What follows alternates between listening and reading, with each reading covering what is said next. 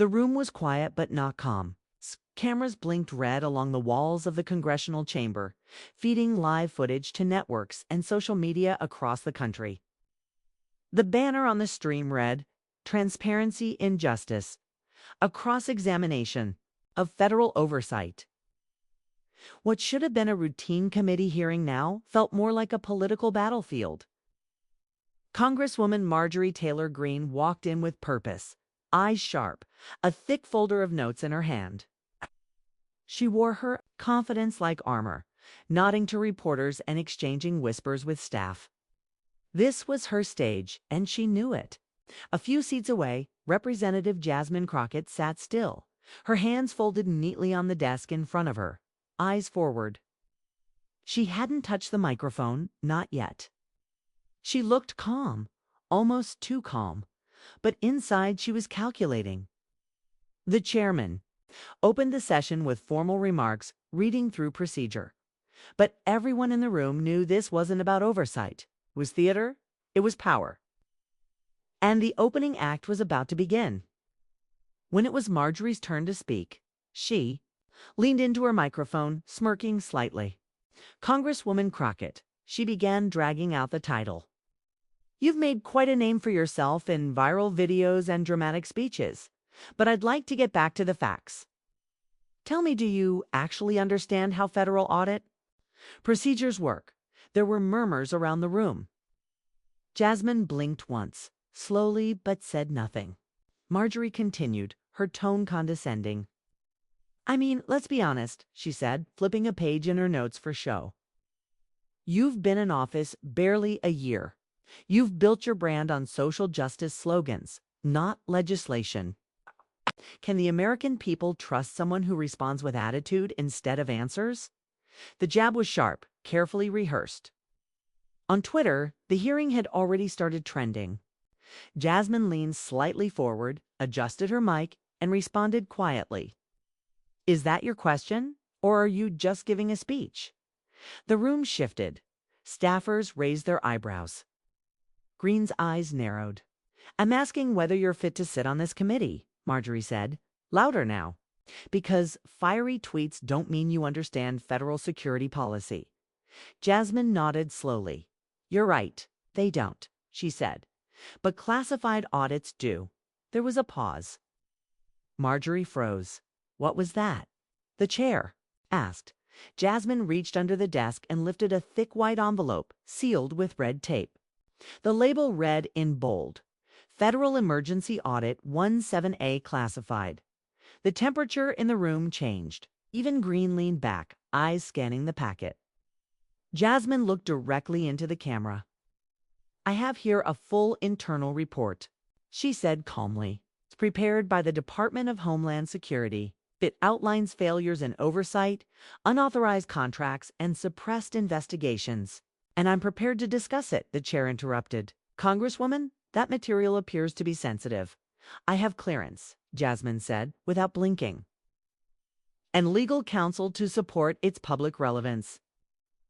Marjorie spoke again, but her voice cracked slightly. "Where did you get that? That's not standard committee review." Jasmine tilted her head.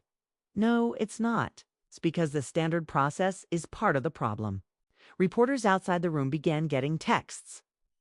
Producers whispered into microphones. CNN cut to the hearing live, mid-sentence. C-SPAN's audio flickered. The screen glitched once, then stabilized. Inside the chamber, you could hear a pin drop.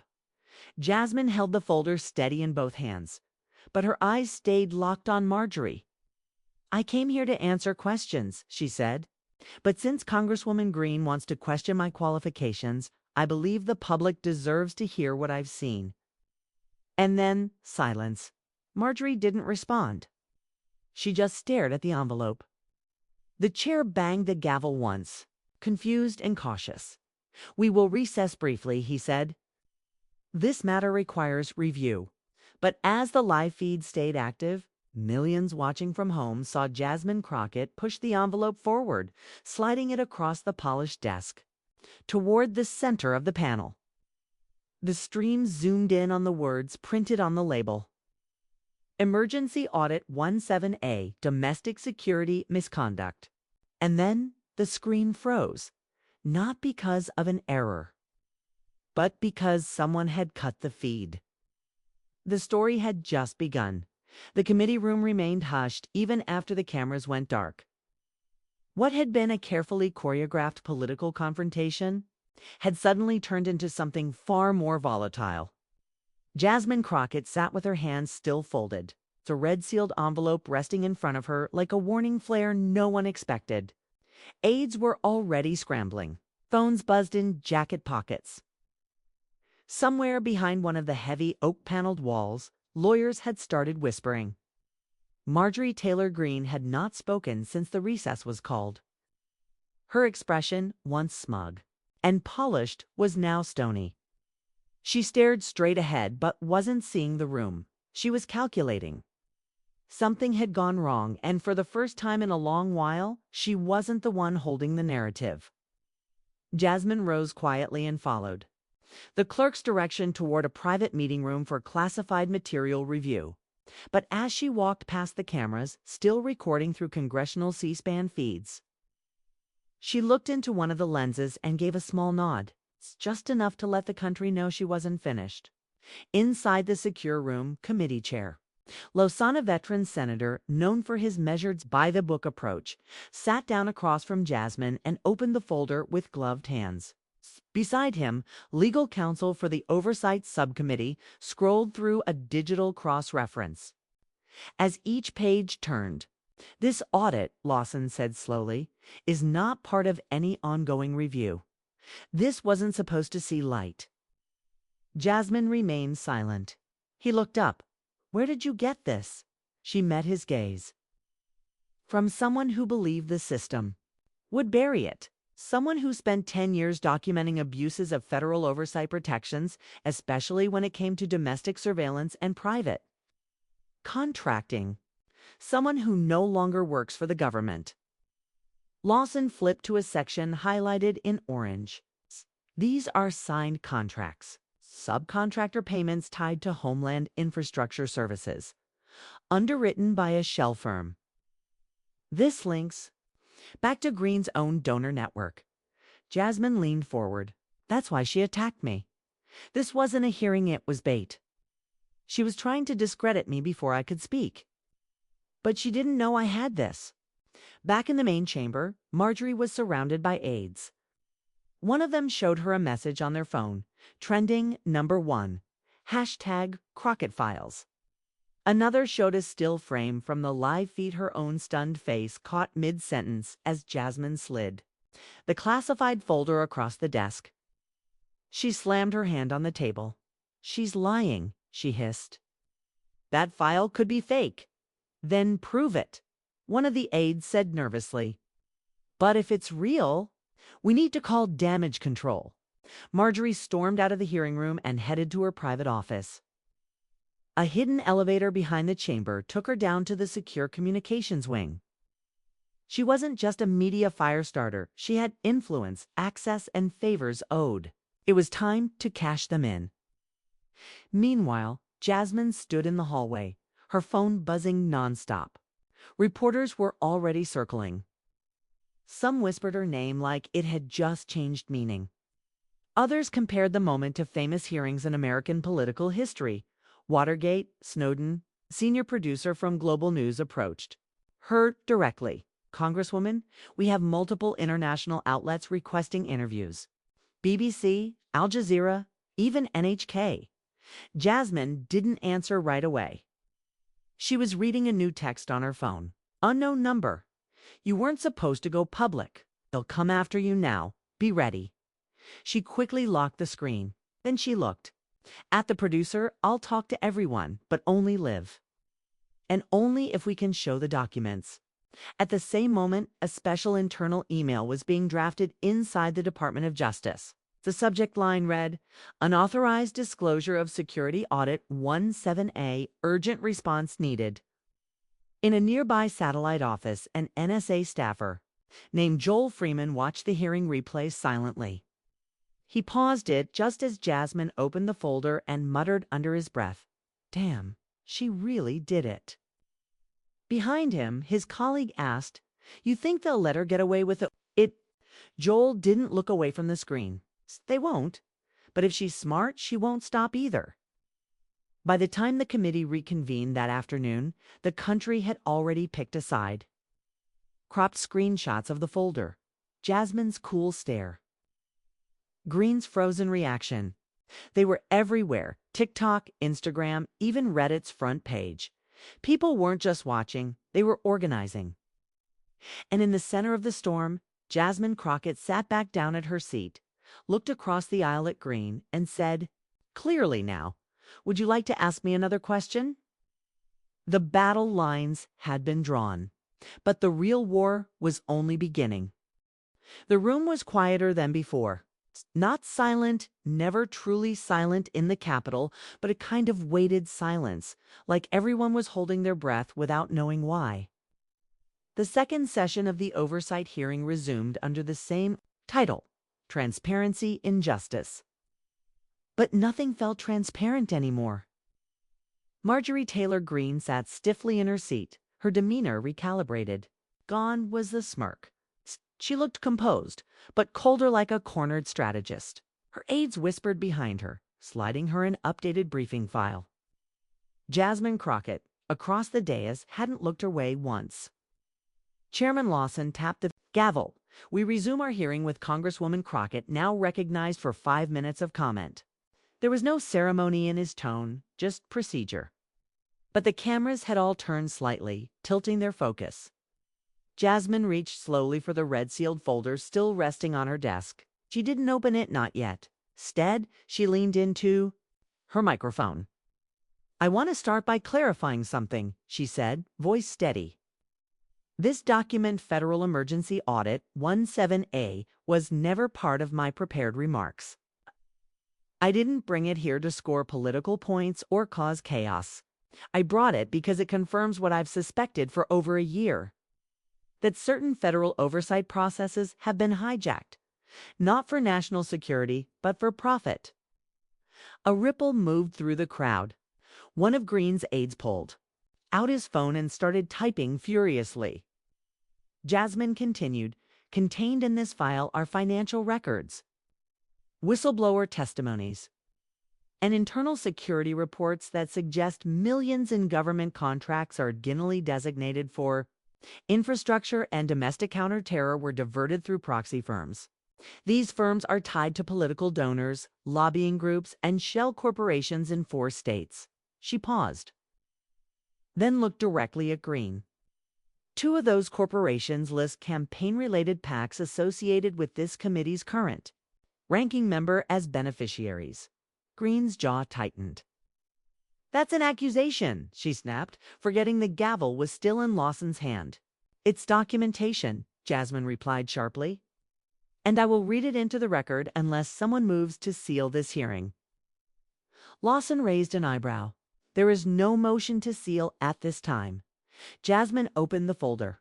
The page she lifted was a printed email chain between a Nora Tired, Department of Homeland Security official, and a contractor known for risk profiling surveillance systems. In it, they discuss a $28 million fund transfer rerouted via an unregistered firm called Northstar Domestic Security Solutions. Name unknown to most, but not to Jasmine. She had flagged it a year ago after noticing inconsistencies in contract closure filings. "These documents," she said, holding one up, "include federal routing numbers, payment authorizations, and memoranda that indicate congressional awareness of the diversions." The room and the internet watching from across the world froze. Everyone was aware something historic was happening, but because a politician was reading a document. But because one dared to pull back the curtain in real time. From her seat, Greene leaned forward. "So now you're a financial investigator." "No," Jasmine said without missing a beat, "but I listen. And I read. And when a federal agent shows up in my office with a burn bag full of suppressed audit records, I ask questions. Something you should try sometime." Gasps, then murmurs. The C-SPAN stream numbers were climbing. News tickers across multiple outlets began breaking updates mid-sentence. Congresswoman Crockett reveals suppressed audit implicates Greene-linked firms. In a news control room in New York, Global Network anchor Ayanna Reid turned to her producer. "This is the beginning of a political collapse," she whispered. She just cracked a dam on live TV.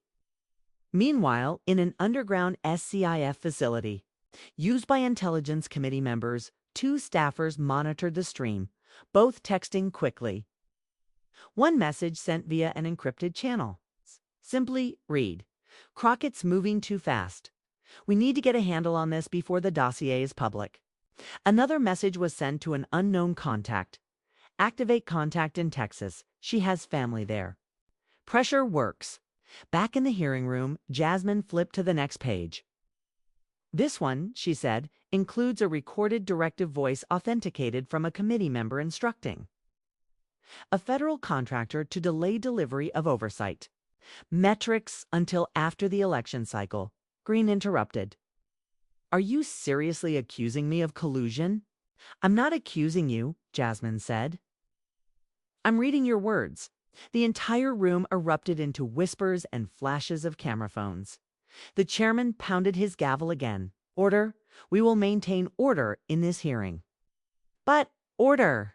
It was already gone.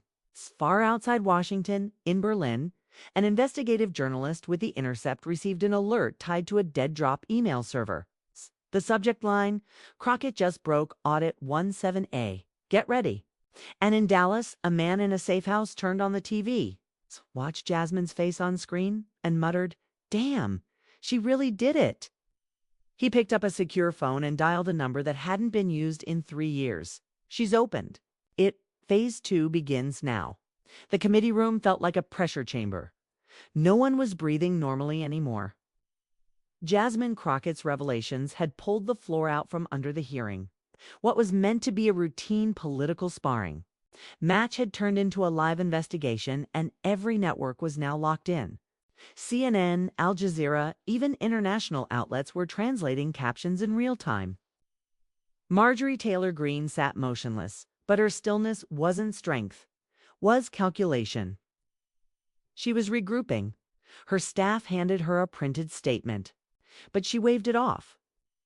Words wouldn't be enough to control this narrative. Not anymore.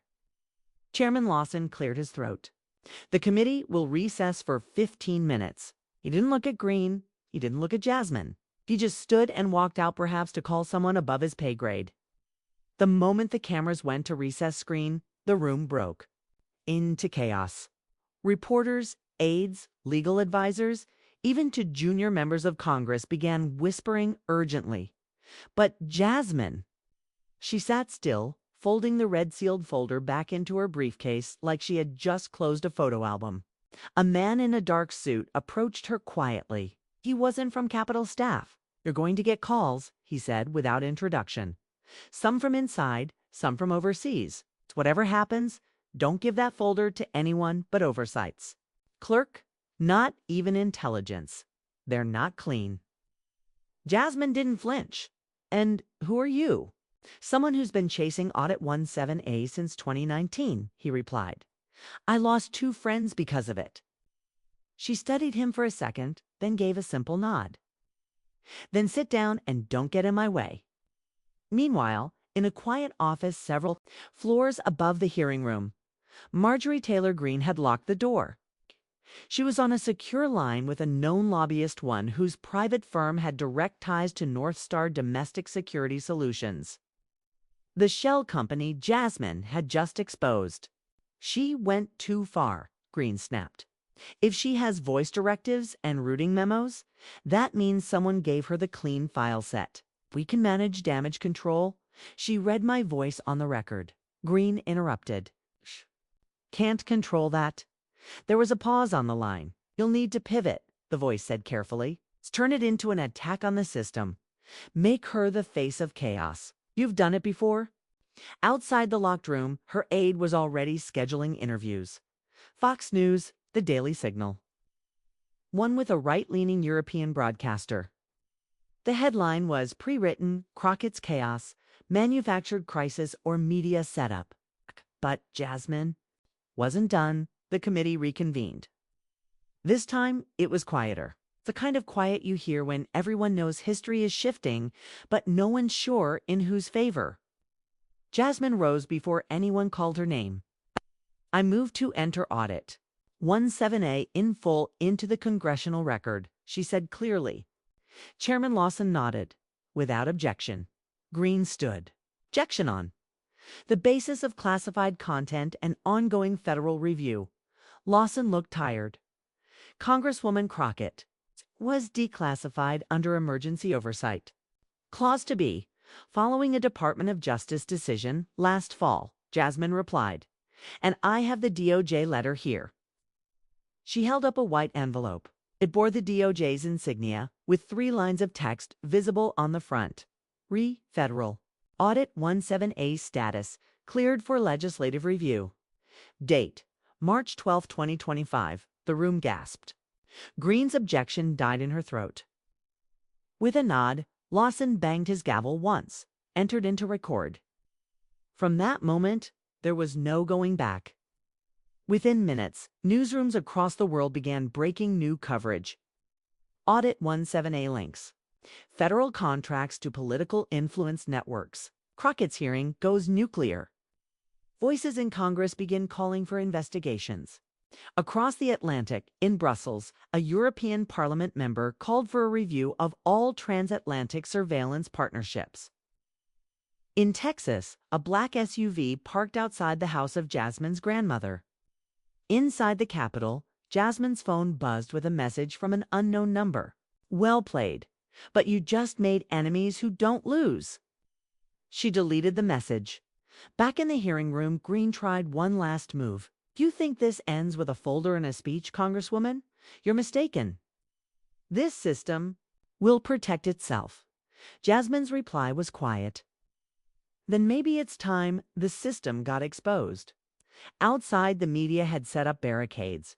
Protesters were beginning to gather, some with Crockett signs, some with Greene signs. But most just wanted the truth. The hearing wasn't over. The media storm was no longer just American. International broadcasters had picked up the live stream within minutes of Audit 17A being entered into the congressional record. Jasmine Crockett's name was now trending in 5 languages. Flooded the platforms. Hashtag Audit 17A. Hashtag Crockett Files. Hashtag Marjorie Exposed. But Jasmine didn't have time to celebrate or panic. Inside the Capitol, a different game had begun. A special session of the Oversight Committee was suddenly requested private, untelevised. Jasmine was notified by a clerk at 6:42 p.m., barely an hour after the public session ended. She was told to bring the folder again. Her chief of staff, Aaron, grabbed her elbow as they exited the building through a side corridor. This smells bad, Aaron whispered. They want you in that chamber without cameras. That's not oversight. That's erasure. Jasmine nodded but didn't stop walking. Then I'll make sure they remember everything anyway, she handed Aaron a small flash drive. If I'm not out in 2 hours, release this to every journalist we trust. It has the second file set. You made copies? I made plans. Meanwhile, in a closed conference room deep inside the Capitol's restricted wing, Marjorie Taylor Greene was already seated. She wasn't alone. 2 unnamed consultants were with her older men, with military posture and no visible IDs. They weren't politicians, they weren't lobbyists, they were something else. One leaned forward. Congresswoman Crockett doesn't understand what she touched. Audit 17A was buried for a reason. Greene responded with a cold smile. Then we unbury her before it becomes a fire. Back at the meeting room, Jasmine entered without hesitation. Only 5 people were present. The committee chair, 2 staff lawyers, Greene, and a silent man she didn't recognize. No one spoke as she sat. The lights were lower here. No recording, no press, just power trying to keep secrets. The chairman cleared his throat. This is an informal review before any potential ethics inquiry. We request your cooperation and full transparency. Jasmine raised an eyebrow. Isn't that what the hearing was called? Transparency and justice. The man beside Greene shifted. He spoke calmly, but his voice carried weight. You've introduced documents that implicate senior defense contractors, classified surveillance routing, and what may be an international breach of data privacy agreements. That has consequences. Jasmine leaned forward. For whom? Because the people who died from those defense contracts weren't protected by NDAs. They were civilians. Children. Greene stood suddenly. You don't get to play the moral high ground. You were handed that folder. You didn't discover it. Jasmine didn't flinch. No, I earned it. You know how. By watching families in Texas lose their homes while your donors made billions in disaster response contracts. By watching Black girls disappear from foster systems that were funded by the same companies named in Audit 17A. You called it oversight. I call it erasure. A long silence followed. Then, the man beside Greene offered something unexpected. A deal. Withdraw the audit request. Frame it as misinterpreted documents. In exchange, you'll be given a seat on the Domestic Ethics Reform Panel next session. Prime position. Funding support. National platform. Jasmine smiled, but it didn't reach her eyes. You think I did this for a panel seat? The man stayed quiet. Jasmine stood. I have 5 more folders. One of them has emails, the kind with audio attachments. You bury this, I unbury everything. She walked out, head high. Outside, Aaron was waiting. You good? Let's go. I have a press briefing in 10. By nightfall, the White House released a statement. The contents of Audit 17A are being reviewed by a multi-agency task force. We support transparency, accountability, and ethical governance. It wasn't enough. Protesters were already setting up tents across from the Capitol. Civil rights groups had called for a federal inquiry. Greene supporters claimed it was all political theater, but her office released no documents in response. And deep inside the intelligence community, a hidden server logged a strange ping. Jasmine Crockett _protocol 17A _failsafe.exe had gone live. The system was waking up. For the first time in years, it didn't belong to them anymore. It started with a flicker. Local news stations across the country began reporting unusual cyber disruptions. Weather alerts were scrambled. Government websites showed blank pages. At 4:13 a.m. Eastern Time, the Department of Homeland Security's internal communication portal went dark for 7 minutes. Only one file remained visible during the blackout, a gray screen with the label Protocol 17A in effect. Jasmine Crockett woke up in a cold sweat. Her phone had buzzed nonstop for the last 30 minutes, messages, missed calls, even encrypted signals from numbers she didn't recognize. But it was the alert from Aaron that made her move fast. They're saying you triggered a national security event. Are you safe? She didn't answer. Instead, she pulled a locked case from her closet and slid in the backup key drive. Screen opened. Folders lined the interface, all tagged by agency, date, and level of corruption. She had never meant to release them all.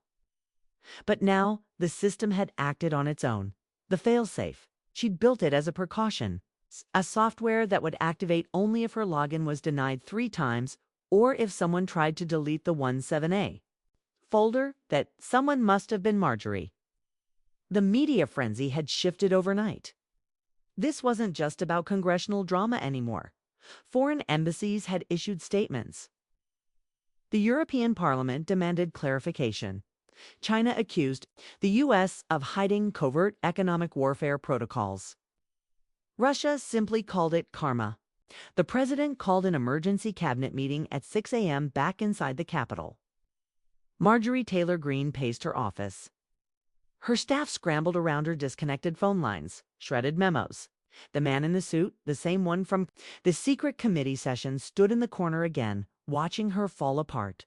"You said she could be managed," Greene hissed. "I said she could be offered a deal," the man replied. "She declined. You underestimated her? Then shut it down," she snapped. "Kill the server, wipe it, whatever you people do." The man checked his watch. Too late.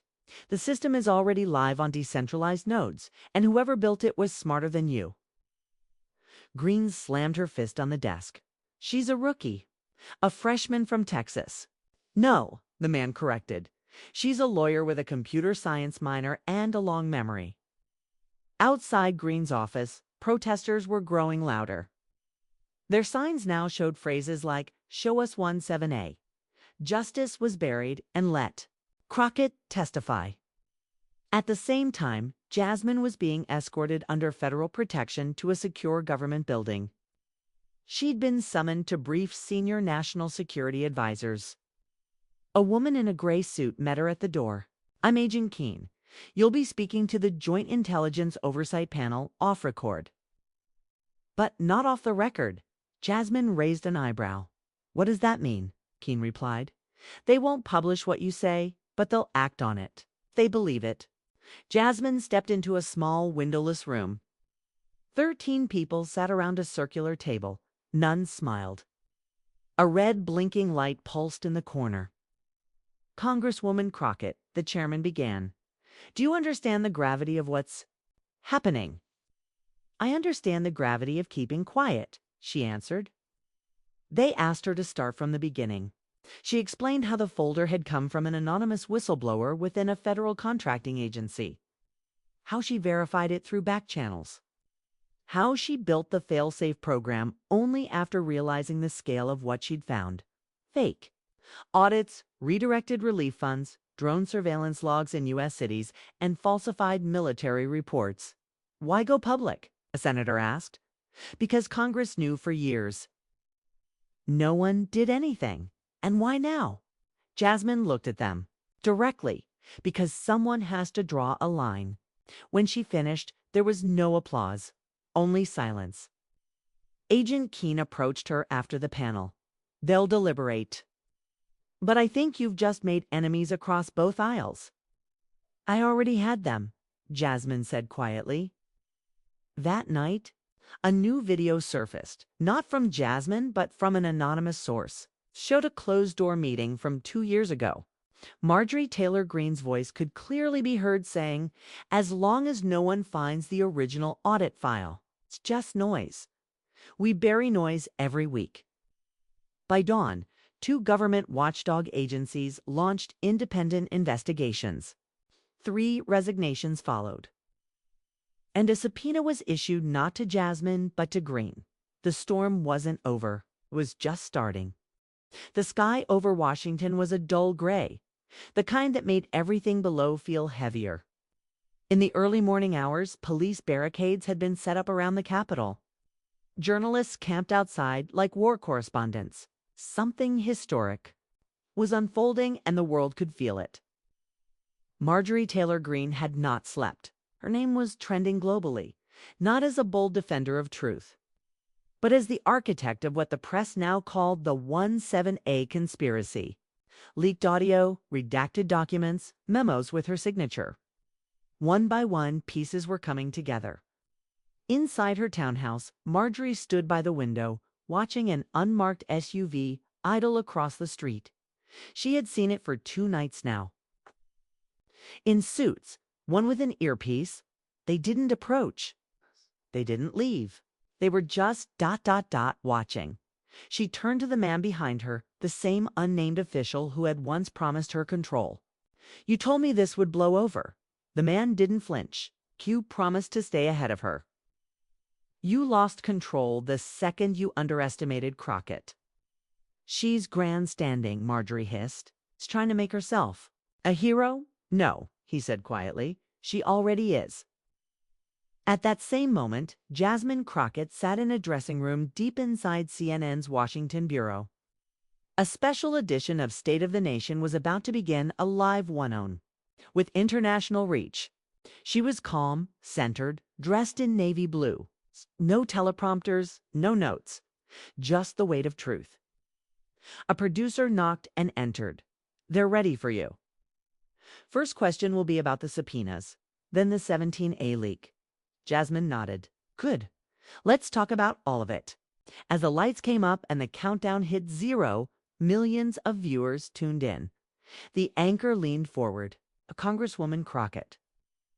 There are people saying what you revealed is the most damaging domestic leak since the Church Committee in the 1970s. You've been called a whistleblower, a traitor, and a patriot. Which one are you? Jasmine looked directly into the camera. I'm a citizen who saw a crime and decided not to stay quiet.